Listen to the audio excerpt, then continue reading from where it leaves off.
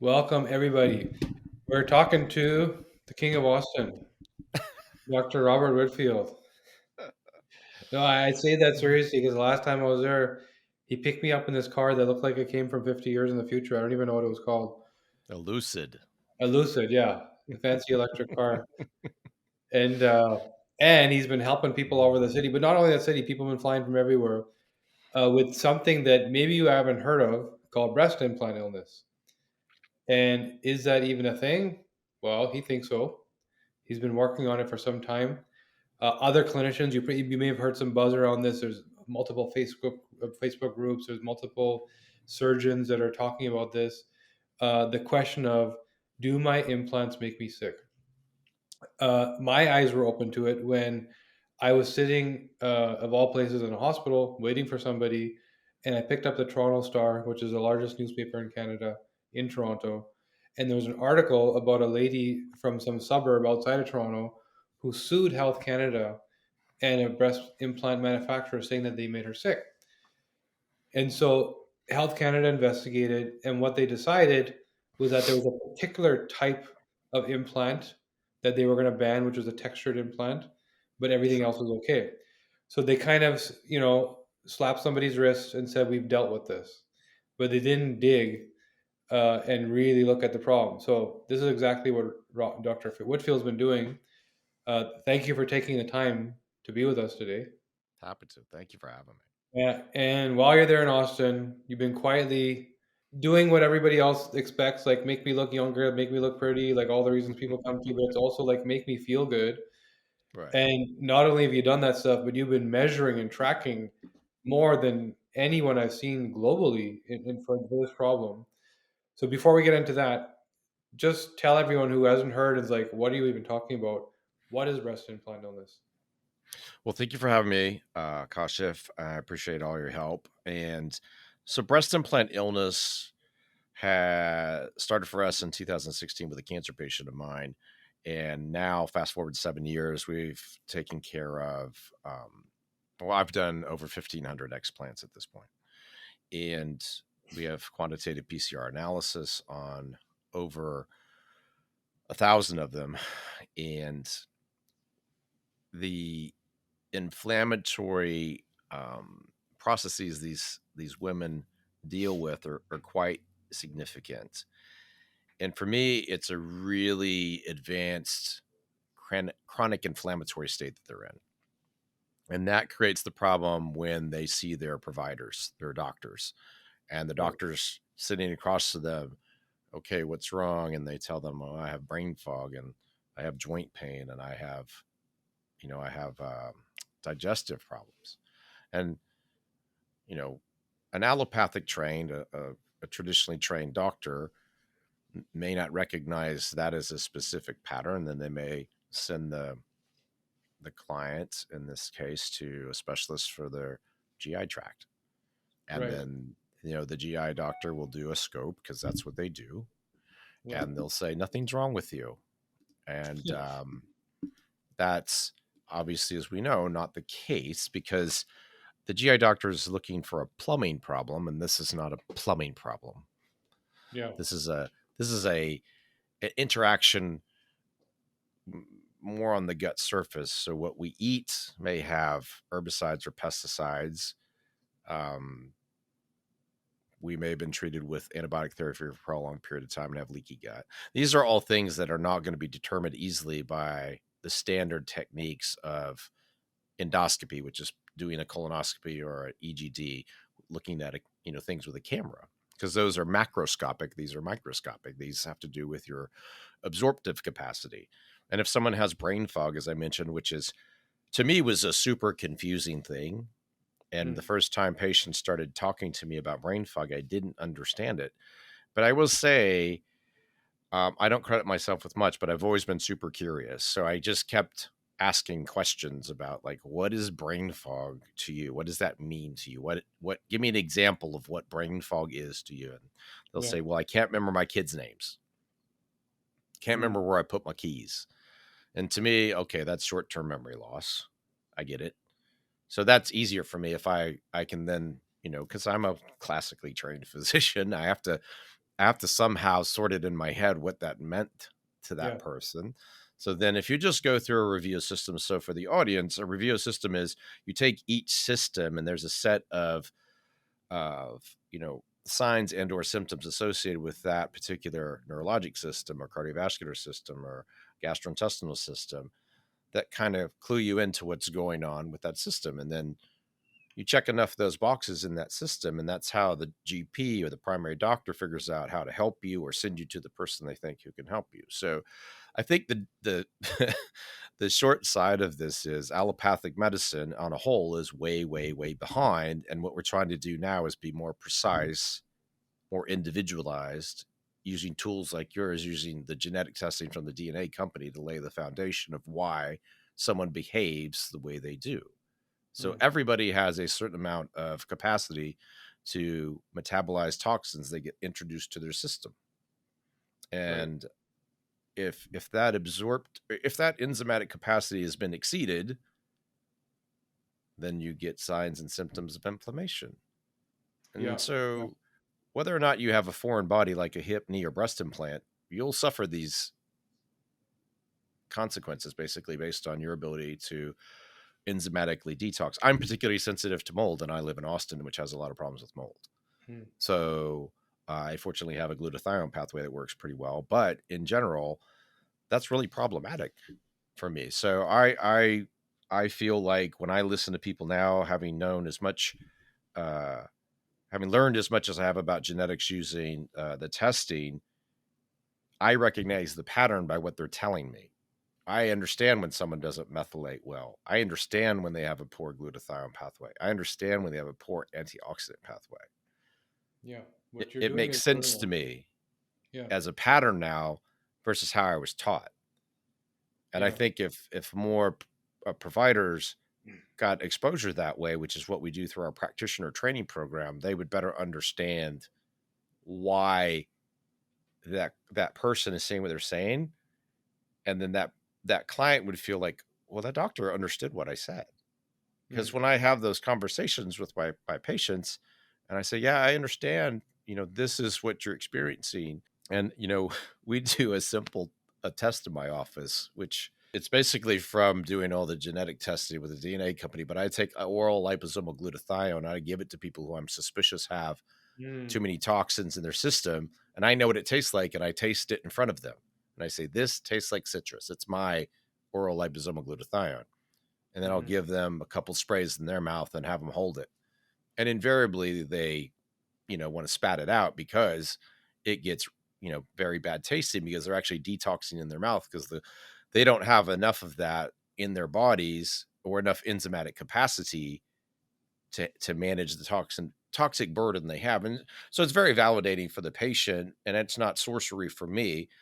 Glutathione is what our body uses to help bind those things up and then eliminate them through our GI tract. So it's all very like fundamental and very simple. I Yeah. feel like, if we already understand that, for the listeners, the genetic archetype of somebody who doesn't have good detox is limited enzymatic capacity in our vitamin D metabolism, our methylation pathways, which is how we utilize our B vitamins, our glucuronidation pathway, which is fancy for, let's just say, how we incorporate glutathione to bind toxins, in our antioxidant pathway and antioxidant like vitamin C. So if those four things don't work well or are limited in our system, you're going to have a lot of trouble in everyday life because the world is not becoming safer in terms of a place to Mm. live. The air quality is worse. The water quality is worse. The food is bad.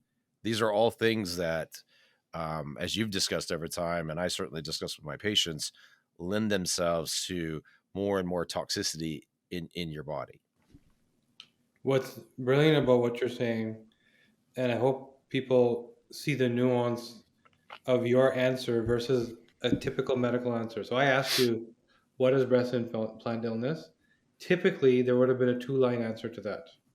It took you 9 minutes to answer that question, right? Why? Because you're truly talking about not the symptom that people feel, but what causes it, which is how we need to look at our bodies and our health. And I'm sure there was a time where you would have had a textbook answer of Breast implant illness is when you're, whatever that diagnostic language is around every condition. But that's not the problem.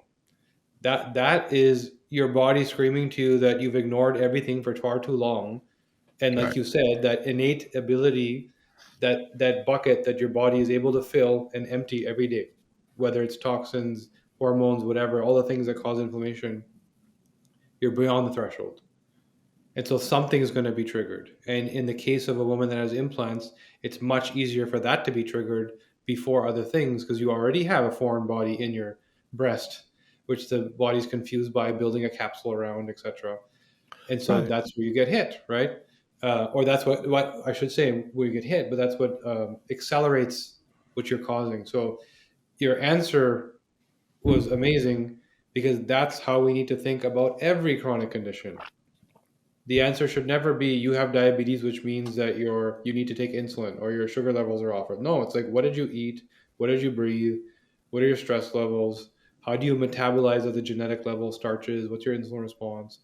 That's the answer, and it does take time to answer that, right? So, I get told all the time, like, hey, I Googled this, Dr. Whitfield, and this is what it told me. yeah. And I was like, oh, what did it tell you? And they'll give me the answer. And I was like, do you realize I'm older than Google? Right. We still had articles to read and textbooks when I was in school. We didn't Yeah. have pads and things. In fact, they were just starting to put journals, the medical journals, onto CD. Hopefully most people remember what a CD is on this podcast. And I used to have to load them individually or in a server that had the ability to hold 7 CDs, which was amazing at that time when I was in medical school. The Genome Project wasn't even a thing. Yeah. Computers weren't fast enough to do anything. It was all dial up. It was just, you know, Yeah. Yeah. that was then and this is now. But everybody, is grasping for the answers and they go to the internet and they type it in. What does it give you? Cancer or this or that, and it could be your son like mine, he called me and thought he had appendicitis. And I was like, what are Yeah. you talking about? So, Yeah. I think they just want to understand it better. And I think individualizing it at a level with their personal genetics brings it to foundational, right? Once you learn your genetics, you'll understand why you behave a certain way. You'll understand why your kids will behave a certain way. You'll recognize the patterns in them as well. Mm. And and I honor and respect what you did because I remember when we first started talking, we met a couple of years ago, and you literally knew nothing, right? Like you said, that the human genome wasn't a thing even a few years ago. In your practice of what you're so well trained at, you're one of the best. In that training, nobody taught you about what to do with genetics, but you Mm-mm. took this science and you took what we know about the genome and applied it to a specific problem where I would argue most geneticists in the world couldn't interpret from that context. If you gave them a breast implant illness patient and you gave them the blueprint and their genetic results, they wouldn't be able to tell you why the genes made the outcome variable for multiple women. But you now are able to do that, which is progress. You're driving things forward, pioneering, how we think about disease. I think it's better that way when you have them in front of you. I think it's hard for the geneticists because they don't have the feedback you get from the patient. That's a it makes it easier for me. Yeah, for sure. So, what are you seeing in terms of, because you also did the sequencing, there's the genetics of the patient. You take their DNA, and there's some key pathways that you glutathionization. You're looking at how their body detoxifies and binds and clears. You're looking at methylation, so an anti-inflammatory response, also phase 2 detoxification, right? So another key component of fighting inflammation. You're looking at antioxidation, which is how do the cells actually what's the mitochondrial function, how resilient are the cells? So even if your detox and all that is great, if the cells are struggling, you're still going to have a problem, right? And then there's other areas to look at, like you said, vitamin D, insulin. There's all these secondary factors to why the body's not functioning. So as opposed to why do I have this disease, what job does my body not do well that may lead to me feeling like this because I added the implants, right? So I added the implants, there's now a threat. So you've done that with genetics. We get that. what have you done with you're now sequencing the implants themselves to determine what is the actual threat, right? Yeah, the one last thing I would say before we move on from genetics is hormonal metabolism and estrogen Right, dominance. right, Huge drivers in this problem because many of the women I have are estrogen dominant, so they're more susceptible to endometriosis, PCOS, very very bad problems with their cycles. So you couple that to bad detox, and that's an extremely poor combination. for sure. And then transitioning to what we do for implants. So in 2019, after being really frustrated with a whole year of regular testing, which is taking a swab, swabbing the pocket where the breast implant had been, and sending it off for what's called, basically a gram stain culture and sensitivity, where you would spread that swab on what's called a little agar plate, like a gel plate, and then incubate it, which is from, we've been doing that 100 years. I did not get the answers I was expecting because the technique was too insensitive. So I switched to a research technique that we had used both in obviously in school, in training, called polymerase chain reaction. But now you can do it and quantify it. So it's called qPCR. And PCR became, part of the vernacular during COVID because it was used to identify those who had COVID. There was an antigen test and then a PCR test. So we have only used PCR testing on capsules, the patient's scar capsule from around the implant, not the surface of the actual implant, but the patient's tissue for analysis since February of 2019. Right, And in that cohort, that sample, we know that approximately 35% of the patients have biofilm, which is either bacterial, fungal, or mycobacterial. Predominantly, it is bacterial, and the predominant or dominant organism is Cutibacterium acnes, which is found on our skin of our face, neck, chest, and shoulders in very, very high amounts, 10 to the sixth. How does the biofilm actually get there? And there's three ways, something gets contaminated. That means when someone opens a breast implant in the operating room, it's contaminated somehow by the staff giving it to the surgeon putting it in, or later on hematogenous. Hematogenous means somehow that bacteria gets in your bloodstream.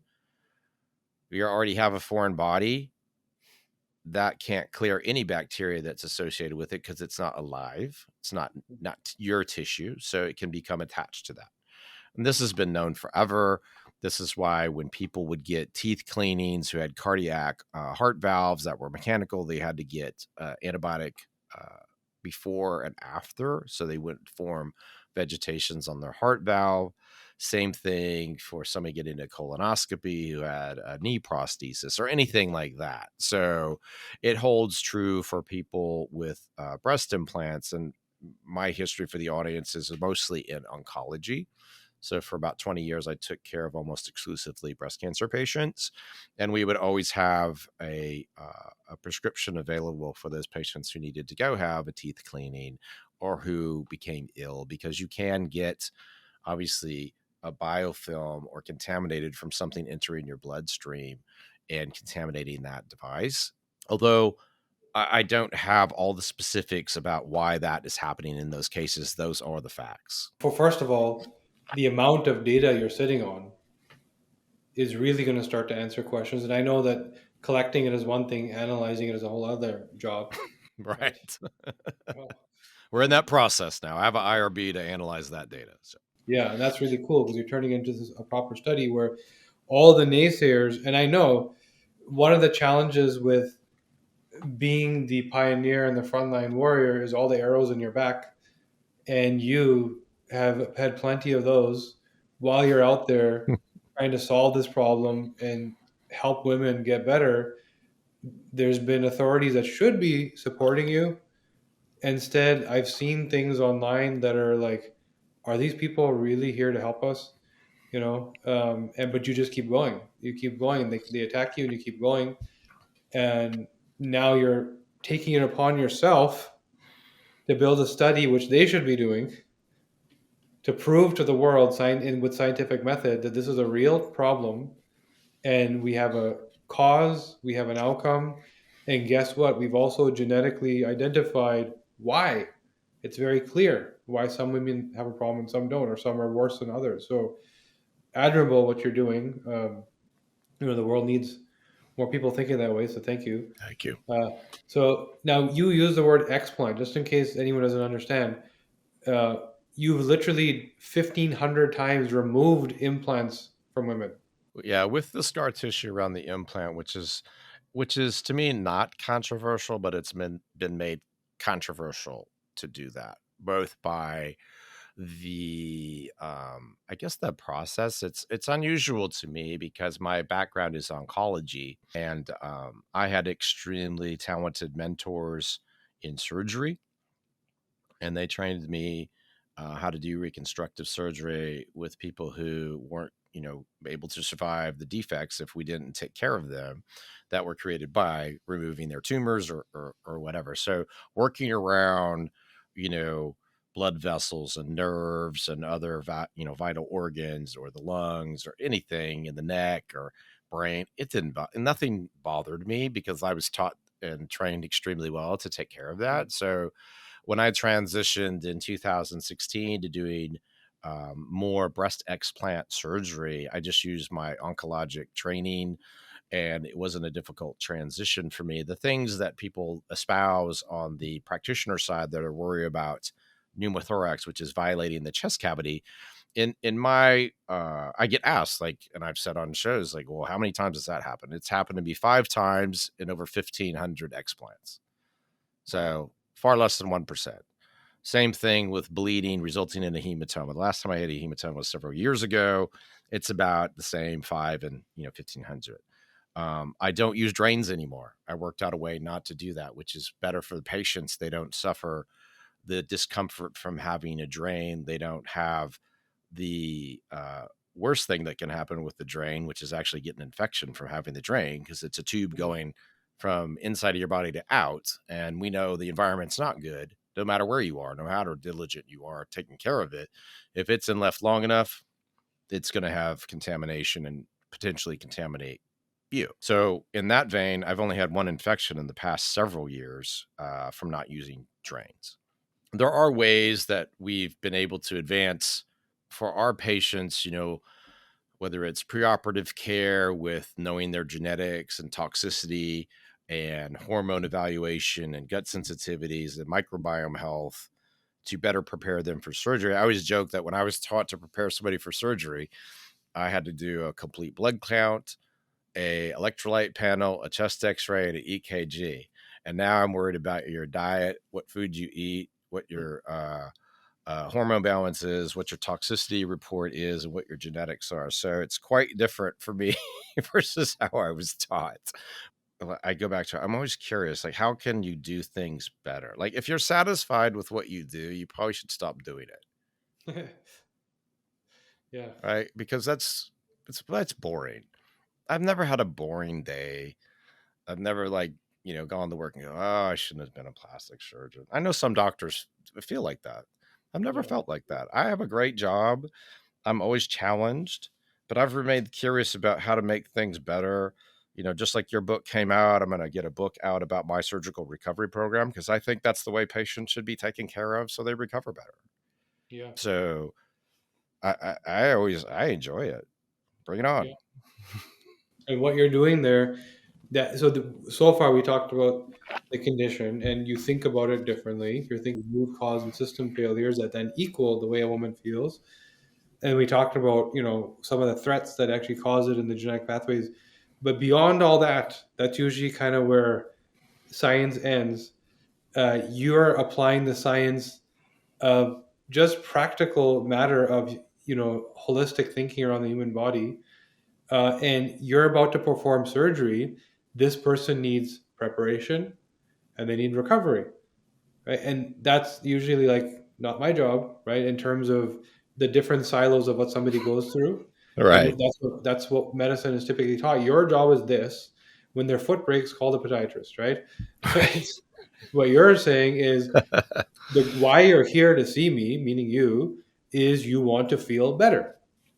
This thing that we've identified needs to go away. At the end of the tunnel, you want to feel like you did a year before you ever started that problem, right? When you still had your energy, your vibrancy, your lack of Right. brain fog, right? And Right. so you've taken this approach and you're also using the genetic profile to plan for that, which is Right. okay, yes, we're going to do the surgery, you're going to feel better, but there's so much more to the point where you're even recommending supplements, which a lot of surgeons would say, what does that have to do with surgery? Right. So Right. walk us through like what a typical journey might look like. Right. So, most of my clients who seek out this care have seen many practitioners. And, there are a variety of specialists. They've seen rheumatology, GI, they may have seen a neurologist, certainly plenty of general doctors, their plastic surgeon. They've either been told, no, we don't think anything's wrong. Many have been suggested that they should take an antidepressant. Um, and obviously that frustrates um, the patients, and then they seek out on their own. Like, that's how you get Dr. Google involved, or Facebook, the most well-known authorities about medicine in the world, Facebook and Google. the the thing is, for us, this is now a 7-year journey, and it's not stopping anytime soon. I feel like once we get someone in and we discuss what we believe is going on with them based on their interview with us, and we get their testing back. Many times now, I'm so far booked out, I'm into next year with bookings. We have enough time to work with them to lower their inflammation. So if Right. we talk about their inflammatory state when we meet them versus when we operate on them, it's very different. So I have a series of supplements that are put together to lower inflammation. I know they do based on our data. So we'll get them started on that. And I allow my patients to stay on my supplement program during surgery, which most people don't. Most people want you to stop everything 2 weeks prior. And then they Yeah. start feeling crummy. But mine are geared up to avoid that. Most of mine have oral liposomal. So if you're having gut problems, it bypasses that. So we want you to get the nutrients that you need to support your immune pathways and lower your inflammation. We also want this testing done so it paints a broad picture of why you're experiencing what you're experiencing. So if someone, for instance, comes back with toxic mold or heavy metal exposure or phthalate exposure, triclosan, paraben exposure, we can work with them on that Mm. through a phase 1 detox program that my functional practitioner performs in preparation for surgery, so that your body is getting in a state, hopefully we get you in a parasympathetic state, but we're lowering your inflammation more and more and more, so that in preparation for surgery, when we finally are able to do that, and in this case, remove a device that we consider to be part of the inflammatory process you're experiencing, your recovery should be that much simpler. That runs up to the day of surgery. We have a series of medications the night before surgery because it's really important how you run surgery. So the way I was taught, it was like, do surgery, drop off a narcotic prescription after they're done in the recovery room, and walk away. That's what I was taught. Try Pectosol modified citrus pectin today and see for yourself how it can help you manage healthy inflammation levels to support your detox and weight loss goals. Listeners get 20% off with code UNPILL20 at ecoeugenics.link/unpill. That's ECONUGENICS. So what I do now is everybody preoperatively starts a program the night before where you get a medicine for inflammation that you're going to continue for 2 weeks. You're going to get something for nerve pain, because nerve pain can be a very a difficult problem with this surgery. And you do something to help them with nausea the night before. You start all this the night before. So when they come in the morning of surgery, they're not anxious, they're calm. It allows the anesthesia group I use, who's done probably 1,000 of my cases at this point, to run the appropriate anesthetic for them without giving them, which is what I want. I don't want them to give them a lot of extra narcotic. And as soon as we've explanted one side, I use a long acting local anesthetic that's going to last about a week. And so we get one side numb for them. We do the second side, we get that numb for them. We do our dissection so they're not using drains. We wrap them up and put ice packs within the wrap. So everything is done at that time so that in the recovery room, when they are waking up, and we're doing this afternoon. I've done 2 of these this morning already. So the patients aren't experiencing pain. They're conversant in the recovery room in less than 30 minutes, where you can have a conversation with them. You can go speak to their spouse or significant other. And I take pictures and have videos for them so that when they choose at their leisure to look at them, they'll know exactly what was going on. So there are no smoke and mirrors in our clinic or our practice or our program. So this is how we run our program all the time. And then the next day, that the folks I operate on today are going to come in. I have a hyperbaric chamber in my office, a lymphatic massage device in my office, and a lymphatic therapist. So we want all of them to get the most efficient recovery possible by starting their detox process with proper lymphatic massage, which, as you know, I'm sure you've alluded to in your talks before, lymphatic system massage is important to detox and moving things out of your system quickly. Then we like hyperbaric oxygen to increase the ability or the state of wound healing. And then certainly it helps with clearing brain fog. I think most people would agree who like the hangover aspect of hyperbaric therapy. So the things that we do right after set you up to have, I think that you're allowing your patients to get the best possible start in recovery. And then they continue to supplementation. We have everybody on a high protein diet. And then most of my patients are coming from out of state now, probably 80%. So they're here in Austin for about a week. And then they go back to their places. I've had people stay a couple weeks who just want to spend time with us and take advantage of our clinic and its resources.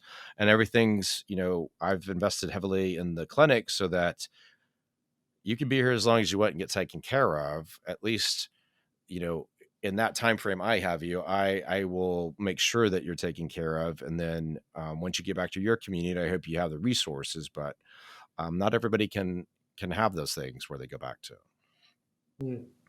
What you just described is incredible. You're all the way down to diet and hyperbaric to improve recovery. This is again functional thinking. Like, how does the body work? Forget about academia, but how does the body work? It's much simpler than we think. Let's bring those things in, including diet.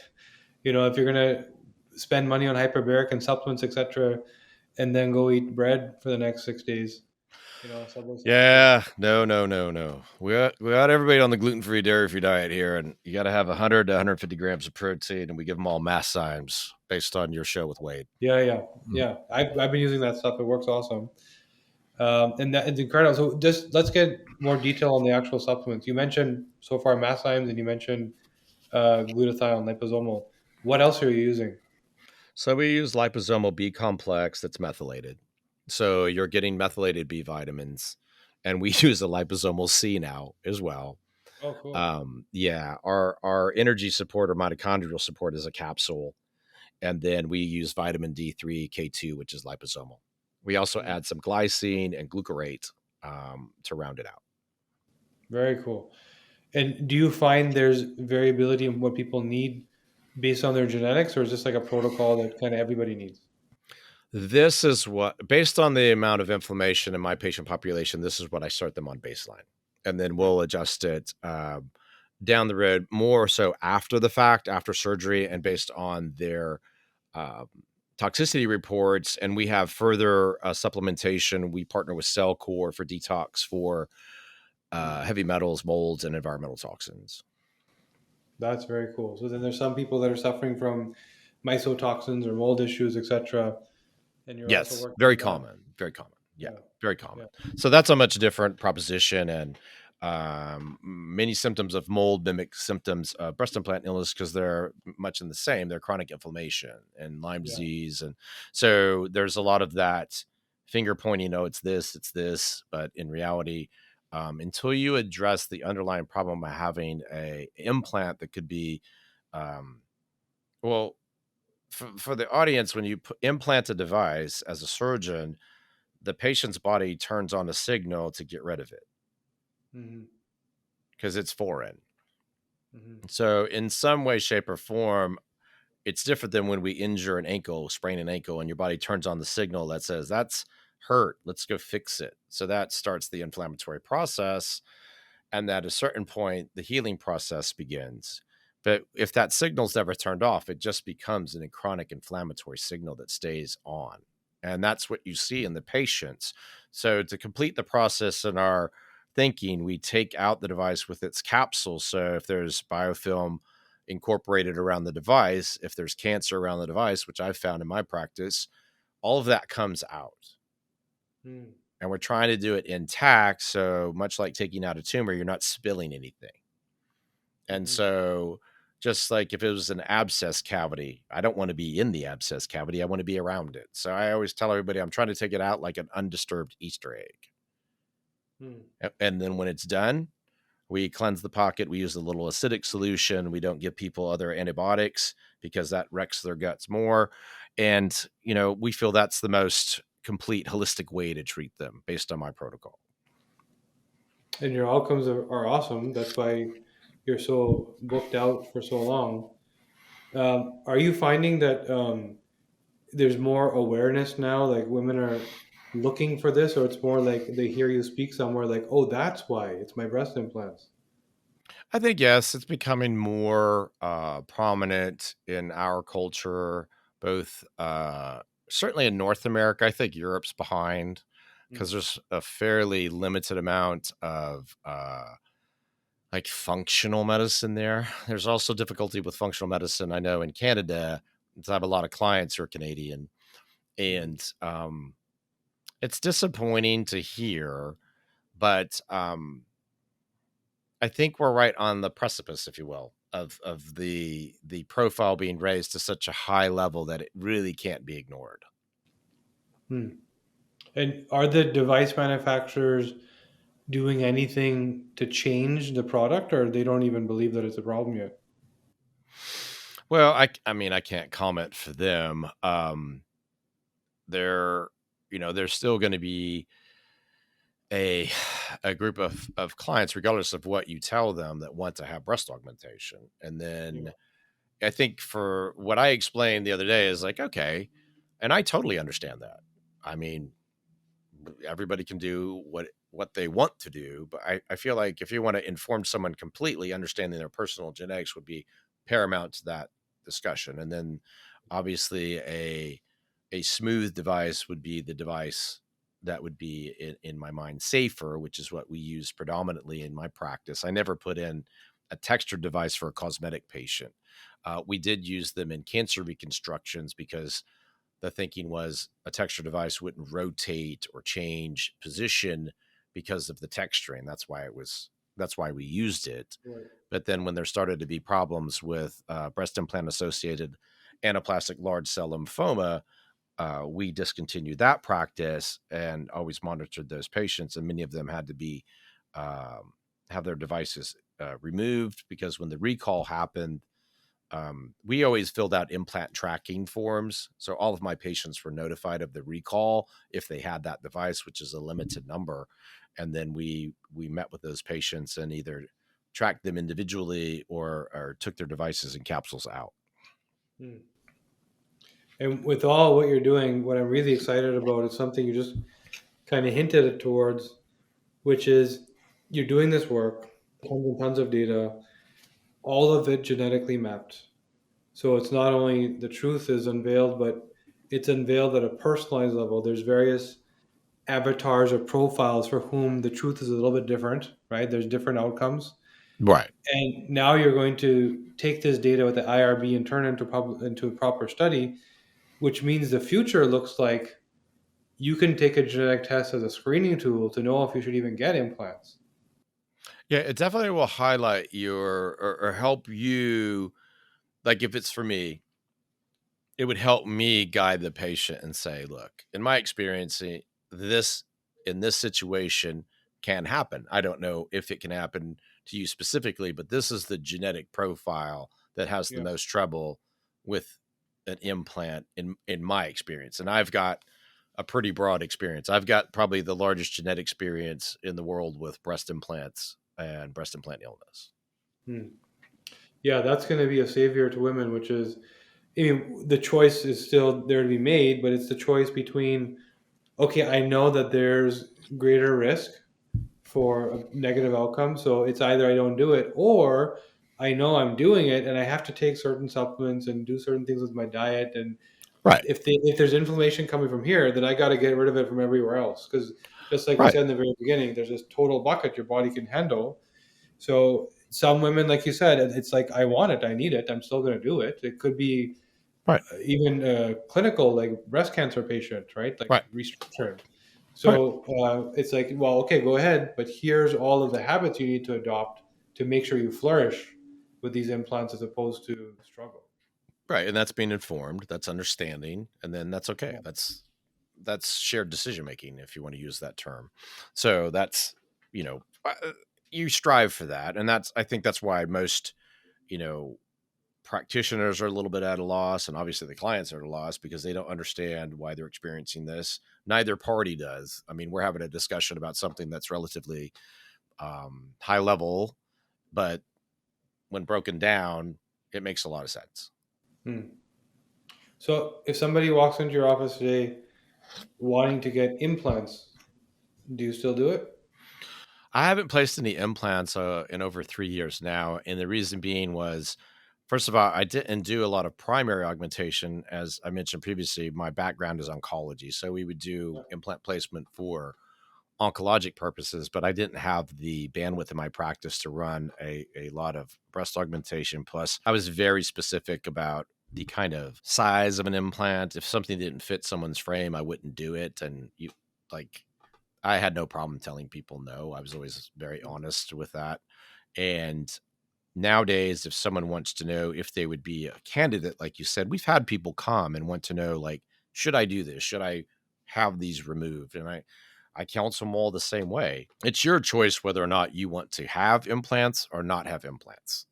If you want to learn more about why you may have trouble now or in the future with implants, I'm happy to help you. I have that worked out. I can help identify the drivers that will, in fact, give you problems with if you had implants already or if you're considering them. I feel like that I have worked out. Yeah. And it sounds like, I mean, we're talking about breast implants because that's where you got this prolific use of, like, it's every woman, not every woman, but this is where there's a lot of use of these devices. Right. But there's more and more of, butt implants. There's a lot of other stuff going on. So the same logic likely applies. Like if you have this genetic profile, it's not just like And we talk and about. biofilm affects all of these devices. So I think the problem with everybody gets an implant: hip, knee, butt, breast, dental, cardiac, neural. They all can get. I've taken care of every single surgeon's problems as a plastic Right. surgeon, because they will ultimately call me and say, "Hey, Rob, my neural implant's about to erode through my patient's scalp. It's really important that you see them and try to help me with that problem because they don't have the toolbox to take care of that problem." Going through the scalp? Yeah, so when you implant a neural stimulator in the scalp to if someone has a movement disorder, Right. they can implant electrodes and they're connected to a implant in the scalp. So if the scalp is very tight, right, it fits like a tight sock on your head. The pressure from the scalp will slowly erode over the implant, Wow. and the implant will want to push through it. Same thing happens in breast cancer patients when they're radiated. Sometimes the radiated tissue thins out and the implant will basically erode through the skin. If you were to fall and hurt your knee and you had a knee replacement, you might split your tendon open right down to your knee prosthesis. So there's all sorts of things that can happen, and things get infected. Defibrillators. I mean, I've been called by somebody for just about anything. It's invariably going to happen because they're foreign, right? So for the audience, I would get patients referred to me who had problems with breast implant reconstructions because I did a technique that removed the old breast implant and I could reconstruct it with their own tissue using the abdominal tissue that we would throw away in a tummy tuck. we would leave it attached to the blood vessels and connect it to the blood vessels underneath the sternum. And that's called the DIEP free flap. And that's what I did. That was my niche when I did oncologic reconstruction. And I knew all those patients would be rid of their problems from their breast implants if I took all that material out, cleaned everything out, and put their own tissue up there, right? Because it was their own. Right. It's autologous. And I guess, I've been doing that since, 2002, basically. So in one way, shape, or form, I've been taking care of problems with either breast implants or knee implants or hip implants, or neural implants my whole career. Recently, because now I just focus on this, I'm not helping those other providers, but I have all that experience to leverage. So every time there's a problem, I have a pretty good toolbox. It's everything you're saying is fascinating, because when you talk about, I'm sure anyone listening, especially if a clinician is listening, the inspiration of, I know there's a different way, there's a better way, perhaps there's a functional method, but I can't risk my practice. I can't risk the pushback. What are people going to say and do? Well, look at what happened. You pushed for what you thought truth to be. You weren't really concerned. It was like eternal student. I've seen you at conferences just learning like a sponge, right? And you're bringing in what's needed. You're solving the problem. There's no box or blinders that you're thinking through. It's like, what do I need? And what's happened is you're now flourishing and you're booked into next year, right? Because you're actually solving the problem. And just for any practitioner listening, understand that don't shy away from innovation. Don't think with blinders on. Yes, you have your core foundational practice that your college regulates and you're trained for, but as long as you're not stretching into unsafe territory, bring in innovation and truly solve the problem. That's why people are coming to you to begin with. Right. And, right. And it's admirable what you're doing. So yeah, I want to thank you, because I know your time is valuable. There's people waiting to get implants removed, right behind that wall there. So we'll let you go do that. Thank you for shining light on this and for your research. And we're really excited. And I hope that once we actually see your IRB publication, that we'll have you back to dive deep into the actual outcome.